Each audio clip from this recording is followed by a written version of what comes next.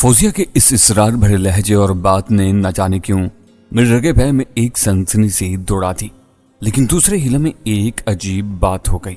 میں اس کی بات پر بے اختیار ہنس دیا اور بولا، تم بھی نا بس عجیب ہی سوچنے لگی ہو، کہیں میرے بارے میں تو تمہیں ایسا کوئی گمان نہیں ہوا ہے تو بتاؤ، میں بھی اپنی صفائی پیش کرنے کے لیے تیار ہوں۔ میری بات کو مذاق میں مت سمجھو سہراب، وہ ہنوز سنجیدہ تھی، ورنہ وہ میری ہنستی مسکراتی بات کا بھی اسی انداز میں جواب دیتی تھی، لیکن اب ایسا نہیں تھا۔ وہ واقعی بہت سنجیدہ بلکہ قدر متوحش سی دکھائی دے رہی تھی۔ تو کھل کر بولو نا، اتنا تجسس پھیلا کر کیوں بات کر رہی ہو؟ میں نے ملائمت امیزی سے کہا۔ پتہ نہیں، مجھے سمجھ میں نہیں آ رہا کہ میں کیا بتاؤں اور کہاں سے۔ وہ پھر الجھ گئی۔ بس تم کہتے جاؤ، میں سن رہا ہوں، خواہ ٹوٹے پھوٹے الفاظ میں ہی صحیح، میں سمجھ جاؤں گا ہوتی، بات بھی کھل جائے گی۔ راہیلہ میرے ساتھ 3-4 بار باہر سیر کرنے کو جاتی رہی کہ بالآخر اس نے بتانا شروع کیا۔ میری نظریں اس کے چہرے پر گڑی رہیں۔ دوسری یا تیسری بار سیر کے دوران جب ہم دونوں ایک پبلک پارک میں بیٹھی تھیں، راہیلہ بھی میرے ساتھ ہی بیٹھی تھی۔ رحیم بابا نے ہمیں کچھ مونگ پھلیاں لا کر دی تھیں، ہم وہی کھا رہے تھے۔ میرا دھیان کسی اور طرف تھا، پھر مڑ کر دیکھا تو راہیلہ اپنی جگہ نہیں تھی۔ میں نے ادھر ادھر دیکھا، پارک میں اور لوگ بھی تھے، بچے، عورتیں، مرد اور بوڑھے، سب مشغول تھے، مگر راہیلہ نہ جانے کہاں غائب ہو گئی تھی۔ پہلے تو میں یہی سمجھی تھی کہ شاید کسی چھوٹی موٹی ضرورت کے پیش نظر کہیں گئی ہوگی، ابھی آ جائے گی، مگر وہ پہلے کبھی اس طرح اٹھ کر نہیں گئی تھی، بتا کر جاتی تھی۔ خیر میں اس کی واپسی کا انتظار کرنے لگی۔ کچھ دیر مزید ہوئی تو مجھے فکر ستانے لگی۔ ابھی میں رحیم بابا کو اس کی تلاش میں بھیجنے ہی والی تھی کہ راہیلہ کو میں نے ایک طرف سے آتے دیکھا، گمسم، عجیب چال اور سوچوں میں مستغرق۔ میں نے حیران ہو کر اس سے پوچھا بھی کہ تم اچانک کہاں چلی گئی تھی؟ اس نے کوئی جواب نہیں دیا، ماسوائے اس کے کہ وہ تھوڑا چہل قدمی کرنے گئی تھی۔ میں نے بھی اس کی یہ حرکت بھلا دی، لیکن دوسری بار پھر یہی ہوا، حتیٰ کہ تیسری بار بھی، یہاں تک کہہ کر فوزیہ ایک لحظہ رکی، پھر کہنا شروع ہوئی، اب یہ کل ہی کی بات ہے جب تم باہر سے آئے تھے، لیکن تمہارے آنے سے آدھا گھنٹہ پہلے کی بات تھی۔ میں اور راہیلہ اس دن گھر پر ہی تھی کہ کوئی دروازے پر آیا۔ میں کمرے میں تھی، باہر آئی تو راہیلہ نہیں تھی۔ میں نے جنت سے پوچھا، اس نے ہی بتایا کہ وہ دروازے پر ہے، کوئی اسے ملنے کے لیے آیا ہے۔ یہ سن کر مجھے بڑی حیرت ہوئی، بھلا اسے یہاں کون ملنے چلا آیا تھا؟ ابھی تک تو ہم نے یہاں سے کسی سے بھی ایسی کوئی راہ و رسم نہیں قائم کی تھی۔ میں دروازے پر گئی، راہیلہ دروازے پر کھڑی کسی سے بہت دھیرے دھیرے باتیں کر رہی تھی۔ مجھے یہ اچھا تو نہیں لگا کہ میں اس کی باتیں خاموشی سے کھڑی ہو کر سنوں، لیکن میں چونکہ پہلے ہی سے اس کی طرف سے ایک تجسس کا شکار تھی، اسی لیے خاموشی سے اس کے حق میں آ گئی۔ وہ بہت دھیمی اور نیچی آواز میں باہر کھڑے کسی شخص سے باتیں کر رہی تھی، اور شاید عقب میں گردن موڑ کر دیکھ بھی لیتی تھی کہ اس نے مجھے آتے دیکھ لیا۔ پھر اس نے جلدی سے کسی کو رخصت ہو جانے کے لیے کہہ دیا۔ وہ دروازہ بند کر کے پلٹی تو میں نے پوچھا، کون تھا؟ کس سے باتیں کر رہی تھی تم؟ لیکن اس نے مجھے ٹال دیا اور جلدی سے اندر چلی گئی۔ میں فوراً دروازے کی جانب لپکی اور دروازہ کھول کر باہر دیکھا۔ سامنے کے رخ پر دائیں جانب ایک گلی میں ایک ادھیڑ عمر عورت اور مرد جن کے حلیے عجیب و غریب سے تھے، ان کو مڑتے دیکھا۔ میں نے واپس آ کر راہیلہ سے دوبارہ ان کے بارے میں دریافت کیا تو اس نے کہا کہ کوئی فقیر تھے، خیر مانگ رہے تھے۔ اگرچہ اس کی بات مجھے درست ہی معلوم ہوئی، کیونکہ ان دونوں ادھیڑ عمر مرد عورت کے حلیے ایسے ہی تھے، لیکن پھر بھی میرے اندر کی الجھن دور نہیں ہوئی۔ میں راہیلہ کو مزید کریدنا مناسب نہیں سمجھا، سوچا تم سے پہلے بات کر لیتی ہوں، تمہاری بہن ہے، تم ہی اس سے زیادہ بہتر طریقے سے دریافت کر سکتے ہو۔ فوزیہ اتنا بتا کر چپ ہو گئی۔ میں بڑے غور سے اس کی بات سن رہا تھا اور سوچے بھی جا رہا تھا۔ میرا خیال ہے کہ راہیلہ سے پوچھنے کا کوئی فائدہ نہیں ہوگا۔ کیوں؟ فوزیہ نے سوالیہ نگاہوں سے میری طرف دیکھا۔ اس لیے کہ اس نے اگر تم سے کچھ چھپایا ہے تو مجھے بھی وہ کچھ نہیں بتانے والی۔ میں نے جواب دیا، تم کسی طریقے سے پوچھ لو نا۔ نہیں، میں نے نفی میں سر ہلایا۔ میں اسے پوچھوں گا تب جب میں خود اپنی آنکھوں سے سب دیکھ لوں گا۔ تو کیا تم اس کی جاسوسی کرو گے؟ فوزیہ نے مسکرا کر کہا، یہی کرنا پڑے گا۔ عجیب سی بات ہے، تمہارا کیا خیال ہے یہ کیا معاملہ ہو سکتا ہے؟ میں خود حیران ہوں، لیکن لگتا ہے کہ ایسی خاص بات نہیں ہو سکتی۔ وہ میری بہن ہے، میں اسے جانتا ہوں، میرا بچپن اس کے ساتھ گزرا ہے۔ ہمارے گھر جو بھی کوئی فقیر وغیرہ آیا کرتا تھا وہ اسے خالی ہاتھ نہیں جانے دیتی تھی۔ اس وقت ہمارے بھی حالات اچھے نہیں تھے، مگر گھر میں جو بھی روکھی سوکھی ہوتی تھی، حتیٰ کہ اپنے بچائے ہوئے تھوڑے بہت پیسے بھی فقیروں کو دے دیا کرتی تھی۔ وہ اتنا کہہ کر چپ ہوا تو فوزیہ استفساریہ بولی، ایسا تو میں بھی کرتی تھی، تو تمہارا خیال ہے کہ یہاں بھی وہ فقیروں کی مدد کر رہی ہے؟ ہاں، حالات کی بہتری کے لیے ہو سکتا ہے، اس نے ایسا روپ اختیار کر رکھا ہو۔ नेकी किसी को बताकर तो नहीं की जाती।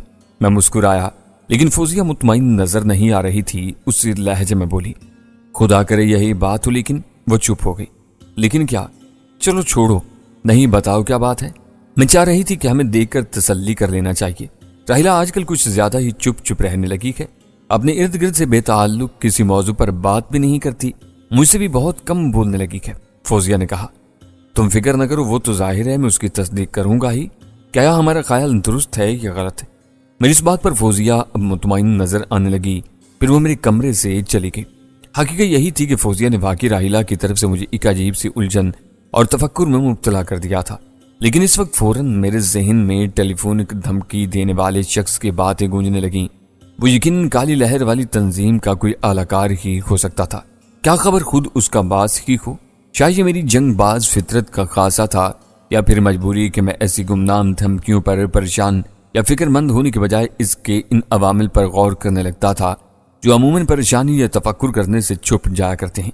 युवा मेरे नजदीक सवाल यह पैदा होता था कि इन काली लहर वालों ने मुझे इतनी अहमियत क्यों दी? जवाब वाज़ेह था, वो मेरी कार्रवाई से खौफजदा और परेशान हो गए थे। मैंने शायद इनके किसी राज से पर्दा उठाने की कामयाब कोशिश की थी। कोई और जाने न जाने, मगर इन लोगों को अंदाजा हो गया होगा कि मैंने इनकी जड़ या असल पर पांव रख दिया है। इसका अंदाजा इन लोगों को यकीनन इन अंगूठियों से हुआ होगा जो मैंने इनके जहन्नुम वासिल साथियों की उंगलियों से उतार ली थी। वो जान गए थे कि मैं इनकी तरफ से मारूजी ही सही एक खटक में पड़ चुका हूँ। इनके लिए यही बहुत था। मेरे होंठ पर जहर खन मुस्कुराहट उतर आई थी। मैंने अच्छी तरह इस गुमनाम धमकी अमीज फोन करने वाले की आवाज को भी जहन में दोहराया और इसका बदला हुआ लहजा सही मगर अच्छी तरह जहन नशीन कर लिया। ये भी एक हकीकत थी कि काली लहर वाली किसी पुरस्कार तंजीम का खोज लगाने वाला फर्द वाहिद शायद मैं ही था। सबसे पहले मैं ही चौंका था। जुगनू का अगले दिन फोन आ गया। मैं यही समझा था कि शायद पुलिस तफ्तीश में लामुहाला ही सही मुझे भी घसीट लिया गया है। थाने पहुंचना है या तुम्हारे फार्म हाउस वाले डेरे पर? मैंने सवाल किया। और नहीं यार, दोनों जगह कहीं भी नहीं। मैं आदमी भेज रहा हूँ गाड़ी में, बस चले आओ। उसने कहा और राब्ता मुनक़ता कर दिया। मैं उलझ गया। थोड़ी देर बाद एक कार मुझे लेने आ गई। इसमें नजाकत सवार था और उसके बराबर वाली सीट पर राडा। मुझे घर से बाहर निकलता देखकर इन दोनों ने फौरन कार से उतरकर मुझे नहायत एहतराम से सलाम किया। नजाकत की हालत बहुत बेहतर नजर आ रही थी। मैं मुस्कुराया। राडे ने जल्दी से आगे वाली सीट की जानिब इशारा किया जिसका दरवाजा पहले ही खुला हुआ था और खुद अकब वाली सीट पर जा बैठा। नजाकत भी सवार हुआ और फिर कार नामालूम मंजिल की तरफ गामजन हो गई। मुझे हैरत तो थी कि जुगनू ने आखिर कौन सी जगह पर मुझे बुलाया था, जबकि मेरे नजदीक दो ही जगह मुतवक्का हो सकती थीं, एक थाना दूसरा फार्म हाउस। इस तीसरी और नामालूम जगह पर पहुंचकर पता चला कि वो एक शानदार बंगला था जो शहर के कदरे मुजाफात में निस्बतन पुरसकून जगह पर वाक़ था। कई मरलों पर फैले हुए इस वसी और इस बंगले को देखकर किसी कोठी या हवेली का ही गुमान होता था। जल्द ही उकदा खुला कि यह निजाम शाह की कोठी थी जो केनाल लाज के नाम से मौसूम थी, इसलिए कि इसकी एक जानिब शफाफ पानी की नहर बहती थी जिसके दोनों जानिब यूकलिप्टस के पेड़ दूर तक चले गए थे। एक बजरी की पुख्ता रविश मेन गेट से निकलकर तकरीबन निस्फ किलोमीटर बाद शहर जाने वाली पुख्ता सड़क से जा मिलती थी। केनाल लाज की शान देखकर तो मैं चंद लहजों के लिए मबहूत सा रह गया। मुसल्ला गार्ड्स मुस्तैद खड़े नजर आए। हमारे लिए इन्होंने फौरन दरवाजा खोल दिया था। हम अंदर एक लतीफ सी फिजा में जकड़े बड़े से हाल में आ गए जो खाली था। वहां आला दर्जे का नफीस और बेश कीमत फर्नीचर मौजूद था। फर्श पर दबीज कालीन, सेंट्रल एसी की हल्की गूंज भी भली लग रही थी। नजाकत और मैं एक सोफे पर धंस गए जबकि राडा एक अंदरूनी दरवाजे की तरफ बढ़ गया। वो शायद अंदर किसी को मेरे आने की इत्तला देने गया था, लेकिन मैं सोचने लगा कि जुगनू ने मुझे यहाँ निजाम शाह की आलीशान कोठी में क्यों बुलवाया था। मुबैना तौर पर निजाम शाह वही सियासी शख्सियत थी जिसका छोटा भाई दिलावर शाह जुगनू का पक्का और जिगरी यार था। आसपास का बनज़र गायर जायजा लेने के बावजूद इस नशिस्तगाह वाले हाल की बेश कीमत अशिया से मुज़य्यन सजावट पर निगाह ठहर ठहर सी जाती थी। दो बेश कीमत मुजस्मे, दीवारों पर लगी खानदान के पुरखों की रौनत अमेज तस्वीर जिनमें कुछ पुराने दौर की ब्लैक एंड व्हाइट और रंगीन भी थी, इंपोर्टेड शो पीसेस भी और न जाने क्या क्या। रंगीन तस्वीर में मुझे दो लंबे तरंगे जवान आदमी पगड़ी सी बांधे खड़े नजर आए। एक तो शरीरी जिसामत का था जबकि दूसरा कुछ भारी भरकम सा था। एक निस्बल खाता मार्बल का नफीस सा कुशादा जीना था जिसके गिर्द गोल्डन ब्रास की लिशकारे मारती रेलिंग थी। یہ زینہ اوپری منزل کو جاتا تھا جس نے زینے کی خوبصورتی میں 4 چاند لگا دیے تھے۔ اس پر مستزاد وہ مجسمے تھے جو زینے کے دونوں سروں پر استادہ تھے۔ زینے کے ہر قدمچے پر دیدہ زیب پودوں کے گملے بھی اوپر چڑھ گئے تھے جن میں تقریباً نصف قد آدم بھی تھے۔ چھت بلند تھی اور دل فریب محراب پیش کرتی تھی جس کے وسط میں خاص حجم والا فانوس 4 چاند لگانے لگا تھا۔ اسی اسنا میں ایک ادھیڑ عمر ملازمہ چادر اوڑے نفیس قسم کی ٹرالی دھکیلتی اندر لے آئی۔ اس کی سطحیں تھیں اوپری، درمیانی اور نچلی، تینوں ہی انواع و اقسام کے کھانے پینے کی چیزوں سے لدی ہوئی تھیں۔ اتنے سارے لوازمات خورنوش دیکھ کر جانے کیوں مجھے خفت سی محسوس ہونے لگی۔ تاہم فخر بھی ہوا کہ میری ایک بڑی جگہ پر کم خاطر مدارت کا سامان نہیں ہوا تھا۔ ظاہر ہے یہ سب جگنو کی وجہ سے تھا۔ بلا شبہ یہاں آ کر مجھے جگنو کی شخصیت اور ذات کا اصل اندازہ ہوا۔ اگرچہ وہ نظام شاہ کے بھائی کا دوست تھا، یہ سب اس کی ملکیت میں تو نہیں تھا، مگر پھر بھی دوست کے دوست کی اس طرح خاطر مدارت معمولی بات تو نہیں تھی۔ اس وقت ہولے سے کھنکارنے اور باتوں کی ہلکی گونج ابری۔ میں سنبھل کر بیٹھ گیا۔ جس اندرونی گوشے کے دروازے سے راڈا اندر گیا تھا اسی دروازے سے میں نے 3 افراد کو نمودار ہوتے دیکھا۔ ایک تو راڈا، دوسرا جگنو ہی تھا، جبکہ تیسرا شخص میرے لیے اجنبی تھا، مگر اس کی شخصیت دبنگ اور چال پر تمکنت تھی۔ اس نے ڈبل گھوڑا بھوسکی کا بیش قیمت شلوار کرتا اور پیروں میں خصے پہن رکھے تھے۔ کاندھے پر سنہری کڑھائی والی چال تھی، چہرے پر خمدار گھنی مونچھیں اور ہلکی سیاہ داڑھی، آنکھیں بڑی اور چمکدار۔ اس کی عمر مجھے 35-40 کے پیٹے ہی میں لگی۔ اس پر مجھے دلاور شاہی کا گمان ہوا۔ تصویر میں بھاری جسامت کا یہی آدمی تھا جو دبلے شخص کے ساتھ کھڑا تھا۔ وہ یقیناً اس کا بڑا بھائی نظام شاہی ہو سکتا تھا۔ جگنو نے بھی شلوار قمیض سے تن کر رکھی تھی اور اس کے بائیں بغل سے ہولسٹر جھول رہا تھا۔ مجھے دیکھتے ہی جگنو مسکرایا۔ میں ان کے استقبال کے لیے اٹھ کھڑا ہوا، سلام کیا، جواب ملا۔ مسافے کے بعد جگنو نے پہلے دلاور شاہ اور پھر اس سے میرا تعارف کروایا۔ بیٹھو، دلاور نے ہاتھ کے اشارے سے مجھے کہا۔ میں ہولے سے شکریہ کہہ کر دوبارہ براجمان ہو گیا۔ تو یہ ہے سہراب جس کی تو بڑی تعریفیں کرتا ہے۔ دلاور شاہ نے میری طرف غور سے دیکھتے ہوئے کہا۔ تخاطب جگنو ہی تھا۔ جی ہاں شاہ صاحب، جگنو نے ہولے سے کہا۔ اس کے مطمئنہ انداز سے فوراً ہی مجھے اندازہ ہو گیا کہ دلاور شاہ اور جگنو کے درمیان دوستی والے معاملے سے زیادہ چاکری والا تعلق تھا۔ دلاور شاہ نے بدستور مجھ پر نظریں جمائے ہوئے گھمبیر سی ہمکاری بری۔ لگتا تو ہے سہراب۔ میں چپ رہا۔ لو نوجوان، تم نے ابھی تک کسی شے کو ہاتھ نہیں لگایا، کچھ کھاؤ نا، دلاور بولا۔ مجھے اس کا انداز دوستانہ اور بھلا لگا۔ شکریہ جناب، آپ نے بلا وجہ اتنا تکلف کر دیا، میں نے ہموار لہجے میں کہا۔ تکلف کیسا؟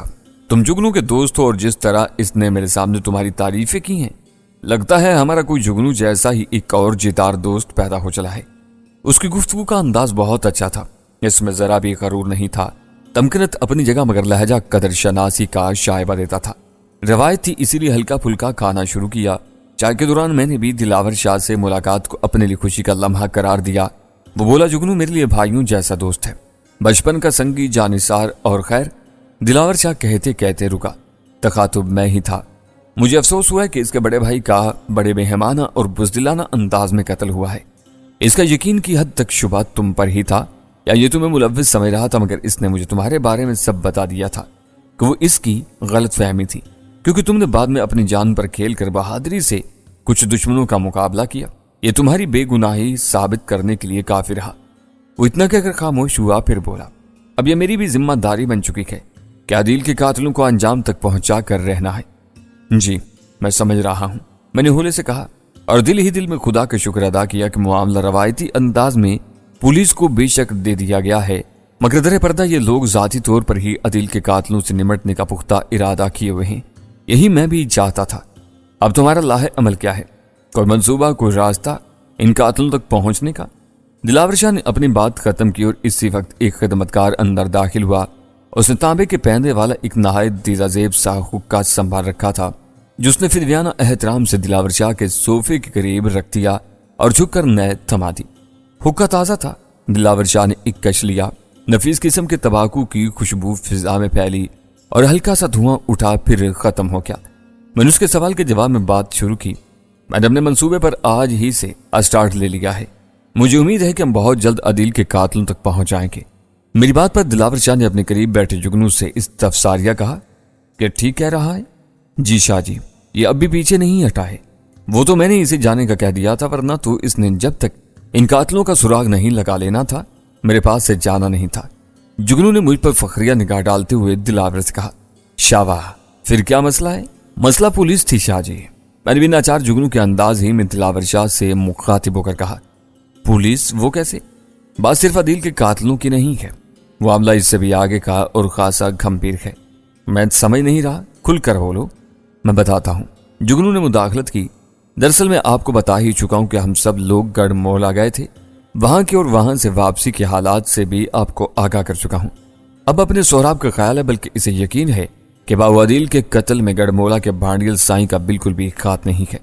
ये कोई और ही खतरनाक और पुरस्कार ग्रोह लगता है, जिससे किसी बात पर बाबू अदील की दुश्मनी या कोई अनबंसी हो गई थी, जिस पर इन बदबख्तों ने इस गरीब को डकैती का रंग देकर मार डाला। कौन सा ग्रोह है ये? इसका खोज लगा? दिलावर शाह ने दरमियान में सवाल किया। अभी नहीं, मगर अपने सोहराब ने इसे काली लहर वाला ग्रोह का नाम दिया है। जुगनू ने आखिर में मेरी जानिब देखा। काली लहर? दिलावर शाह हैरत तले बुड़बुड़ाया। ये क्या बला है? ये कुबला ही लगती है शाहजी। जुगनू में तासुर मुस्कुराहट तले बोला। तुम बताओ।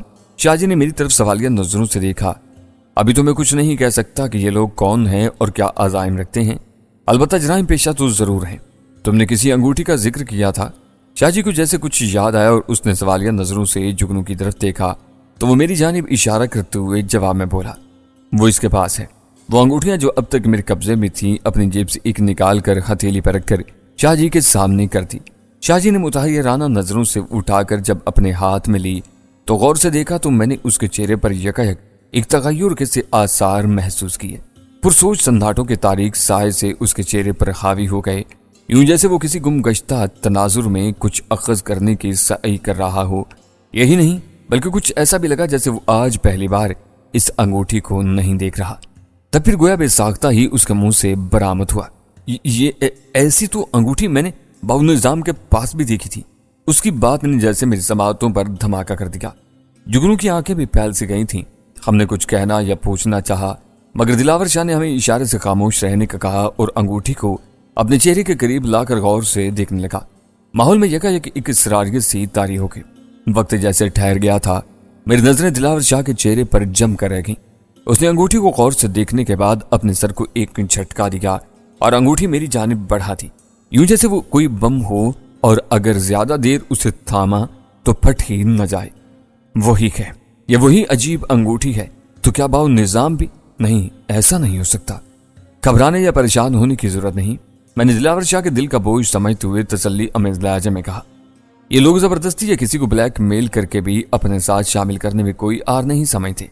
कहते हुए मैंने उसे बादामी के बारे में मुख्तसर बता दिया।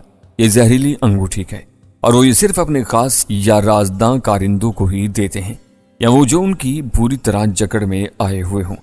मैं तुम्हारी बात समझ रहा हूं, दिलावर शाह पुरसोच लहजे में बोला। शाहजी, आप ये बताना पसंद करेंगे कि आपने कब और किन हालात में ऐसी अंगूठी अपने बड़े भाई साहब के हाथ में देखी थी? मैंने सवाल किया। यह भी कोई बमुश्किल 1-1.5 बरस पहले ही की तो बात है।